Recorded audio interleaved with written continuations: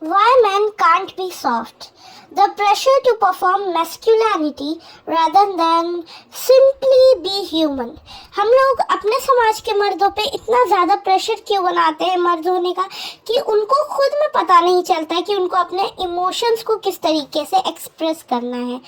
Societies का हमेशा से पुराना डेफिनेशन मैस्कुलिनिटी का जनरेशन से यही रहा है कि मर्दों को स्ट्रांग होना चाहिए, इमोशनलेस होना चाहिए, डोमिनेंट होना चाहिए और टफ होना चाहिए, तभी वो मर्द कहलाते हैं.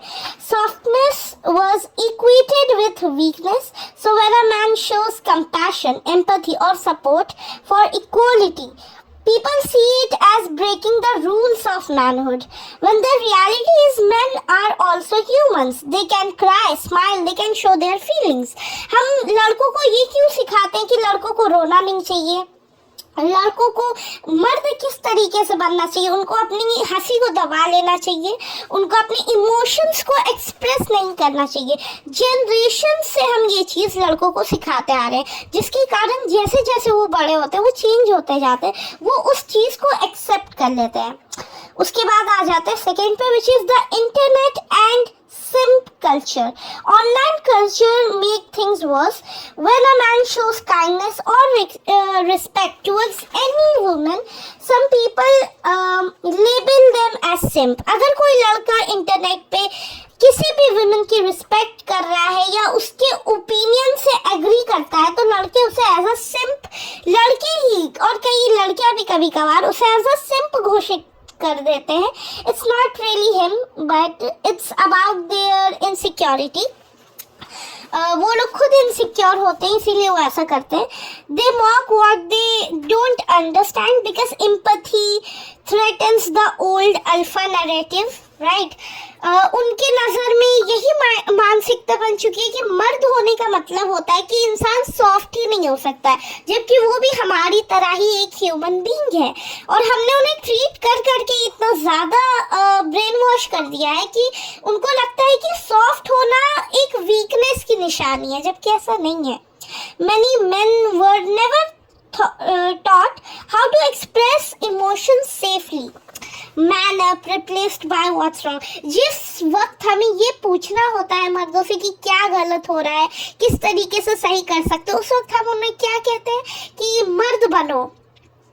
जितना रोते नहीं है मर्द, एक्सप्रेस नहीं करते खुद को, यही वो बातें हैं जो उनको इतना ज़्यादा डिमोटिवेट करती हैं कि वो कभी अपने एक्सप्रेशंस को, अपने इमोशंस को हमारे सामने आके रखते ही नहीं है. जब हमें उनका साथ देना चाहिए, ये पूछना चाहिए, एटलीस्ट कम से कम हमें बैठ के उनसे बात करनी चाहिए कि क्या हो गया, क्या गलत है. उस वक्त हम अगर उन्हें ये बताते कि तुम मर्द हो, तुम्हें रोना नहीं चाहिए, तुम्हें ये करना चाहिए, वो नहीं करना चाहिए, ये चीज़ें मेंटली बहुत ज़्यादा असर देती हैं जेंट्स को, मेंस को. So they grow up thinking being gentle और ओपनिंग अप इज डेंजरस. उनके लिए वो खतरा लगने लगता है. उनको लगता है कि ज़्यादा ओपन होंगे तो सामने वाला फ़ायदा उठा लेगा, उनको मॉक किया जाएगा या रिजेक्ट कर दिया जाएगा. While soft men are not weak, they are the ones who are brave enough to feel in the world that numbs. जितने भी मेन सॉफ्ट हैं वो समझ सकते हैं. जितने भी मेन सॉफ्ट होने का मतलब ये नहीं है कि आप बहुत ज़्यादा वीक हो या फिर ऐसा कुछ नहीं है. वो समझदार होते हैं, उनके अंदर पेशेंस होता है, वो समझते हैं हर एक टॉपिक को, उसके बाद कोई ना कोई एक्शन लेते हैं. सॉफ्ट होने का मतलब ये नहीं है कि आप वीक हो. Actually, men don't need to choose between being strong or soft. He is a human, so he can be strong enough to protect and he can be soft enough to connect. Men are often seen for their rules, not for their souls. अगर हम बात करें इस चीज़ को समझने की, India में specially boys की डिमांड काफ़ी ज़्यादा करते हैं पेरेंट्स, स्पेशली कि लड़का हो जाए. रीज़न फाइनेंशियल इंडिपेंडेंस वो हमें देगा, वो हमारे आगे आने वाली पीढ़ी को आगे बढ़ाएगा, हमारा बुढ़ापे का सहारा बनेगा. Isn't it sounds like a selfish reason? उनके ऊपर बहुत ही कम एज से ये एक बोझ रख देना कि तुम ही हमारे आगे आने वाले टाइम के सहारे हो. This also makes a very big difference. उनको यही फील कराते रहना कि आगे आने वाला सहारा है वो, बस इसीलिए वो है, इसीलिए उसे लाइक किया जा रहा है. मगर अगर वो कुछ करने के कैपेबल नहीं है तो उनको खूब सुनाया भी जाता है, जबकि उनसे नहीं पूछा जाता है कि उन्हें क्या अच्छा लगता है, क्या करना पसंद है।